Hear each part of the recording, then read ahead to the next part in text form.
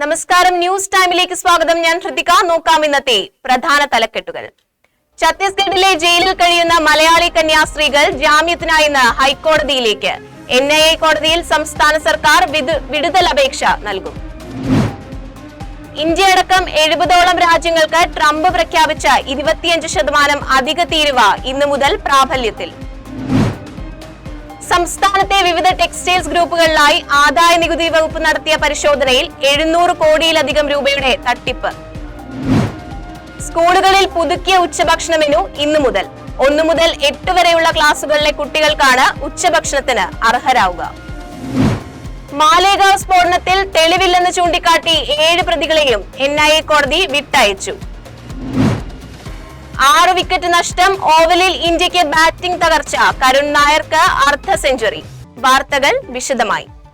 ഒരാഴ്ചയായി ഛത്തീസ്ഗഡിലെ ജയിലിൽ കഴിയുന്ന മലയാളി കന്യാസ്ത്രീകൾ ജാമ്യത്തിനായി ഇന്ന് ഛത്തീസ്ഗഡ് ഹൈക്കോടതിയെ സമീപിക്കും. ജാമ്യാപേക്ഷ പരിഗണിക്കേണ്ടത് NIA കോടതിയാണെന്ന നിലപാട് കേന്ദ്ര സർക്കാർ തള്ളി. ഹർജി തള്ളിയ സെഷൻസ് കോടതിയിൽ വീണ്ടും ജാമ്യാപേക്ഷ നൽകിയാൽ ഛത്തീസ്ഗഡ് സർക്കാർ എതിർക്കില്ലെന്നും കേരള MP മാർക്ക് കേന്ദ്ര ആഭ്യന്തരമന്ത്രി അമിത്ഷാ ഉറപ്പു നൽകി. നിയമവിദഗ്ധരുമായി ചർച്ച നടത്തിയതിനു ശേഷം കാത്തലിക് ബിഷപ്സ് കോൺഫറൻസ് ഓഫ് ഇന്ത്യയാണ് വെള്ളിയാഴ്ച ഹൈക്കോടതിയെ സമീപിക്കാൻ തീരുമാനിച്ചത്.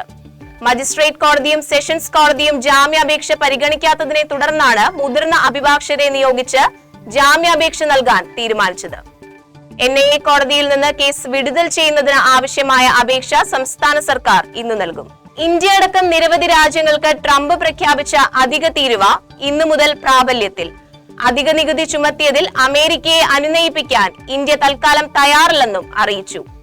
ഇന്ത്യ-US വ്യാപാര കരാറിന് അന്തിമ രൂപമാകാത്ത പക്ഷം ഇന്ത്യയിൽ നിന്നുള്ള ഇറക്കുമതിക്കുമേൽ 25% വരെ നികുതി നേരിടേണ്ടി വന്നേക്കുമെന്ന ഡൊണാൾഡ് ട്രംപ് കഴിഞ്ഞ ദിവസമാണ് മുന്നറിയിപ്പ് നൽകിയത്. സംസ്ഥാനത്തെ 10 ടെക്സ്റ്റൈൽസ് ഗ്രൂപ്പുകളിൽ ആദായ നികുതി വകുപ്പ് ഇൻവെസ്റ്റിഗേഷൻ വിഭാഗം നടത്തിയ പരിശോധനയിൽ 700 കോടിയിലധികം രൂപയുടെ ആദായ നികുതി വെട്ടിപ്പ്, ഹവാല സംഘങ്ങളുമായുള്ള ബന്ധത്തിന്റെ തെളിവുകളും കണ്ടെത്തി. ലാഭം കുറച്ചു കാണിച്ചാണ് തട്ടിപ്പ് നടത്തിയത്. ഉപഭോക്താക്കളുടെ GST അടക്കം ഈടാക്കിയ ശേഷമാണ് കമ്പ്യൂട്ടറിൽ കൃത്രിമം കാണിച്ചാണ് ബില്ല് തുക കുറച്ചു രേഖപ്പെടുത്തിയത്. കാസർഗോഡ് മുതൽ കൊല്ലം വരെ 45 ഇടങ്ങളിലായിരുന്നു പരിശോധന. തമിഴ്നാട്ടിൽ നിന്നും കേരളത്തിൽ നിന്നും 600ഓളം ആദായ നികുതി ഉദ്യോഗസ്ഥരാണ് പരിശോധനയിൽ പങ്കെടുത്തത്. സംസ്ഥാനത്തെ സ്കൂളുകളിൽ പുതിയ ഉച്ചഭക്ഷണ മെനു ഇന്നു മുതൽ പ്രാബല്യത്തിൽ. ലെമൺ റൈസ്, ടൊമാറ്റോ റൈസ് തുടങ്ങിയ പുതിയ വിഭവങ്ങൾ ഉൾപ്പെടുന്ന മെനു നിർബന്ധമായും നടപ്പാക്കണമെന്നാണ് വിദ്യാഭ്യാസ വകുപ്പിന്റെ നിർദ്ദേശം. 1 മുതൽ 8 വരെയുള്ള ക്ലാസുകളിലെ കുട്ടികൾക്കാണ് ഉച്ചഭക്ഷണത്തിന് അർഹരാകുന്നത്. കുട്ടികളിൽ ശരിയായ പോഷകത്തിന്റെ കുറവ് മൂലം 39% വിളർച്ചയും 38% അമിതവണ്ണവും കാണുന്നുവെന്ന കണ്ടെത്തലിനെ തുടർന്നാണ് പുതിയ വിഭവങ്ങൾ സർക്കാർ നിർദ്ദേശിച്ചത്. 6 പേർ കൊല്ലപ്പെടുകയും 100ലേറെ പേർ പരിക്കേൽക്കുകയും ചെയ്ത മാലേഗാവ് സ്ഫോടന കേസിൽ തെളിവില്ലെന്ന് ചൂണ്ടിക്കാട്ടി 7 പ്രതികളെയും NIA കോടതി വിട്ടയച്ചു. ഗുരുതര കുറ്റകൃത്യമാണെങ്കിലും അന്വേഷണത്തിൽ ഒട്ടേറെ പഴുതുകളുണ്ടെന്നും പ്രതികൾ സംശയത്തിന്റെ ആനുകൂല്യം അർഹിക്കുന്നതായും ജഡ്ജി AK ലഹോട്ടി വ്യക്തമാക്കി. 2008 മഹാരാഷ്ട്രയിലെ മാലേഗാവിൽ മസ്ജിദിന് സമീപം മാർക്കറ്റിൽ വെച്ചിരുന്ന ബൈക്കിലായിരുന്നു സ്ഫോടനം. ഇംഗ്ലണ്ടിനെതിരായ 5ാം ടെസ്റ്റിൽ ഇന്ത്യക്ക് ബാറ്റിംഗ് തകർച്ച. ആദ്യ ദിനം അവസാനിക്കുമ്പോൾ 6 വിക്കറ്റ് നഷ്ടത്തിൽ 204 റൺസ് എന്ന നിലയിലാണ് ഇന്ത്യ. കരുൺ നായർ ഒഴികെയുള്ള ഇന്ത്യൻ താരങ്ങൾക്ക് ബാറ്റിംഗിൽ തിളങ്ങാനായില്ല.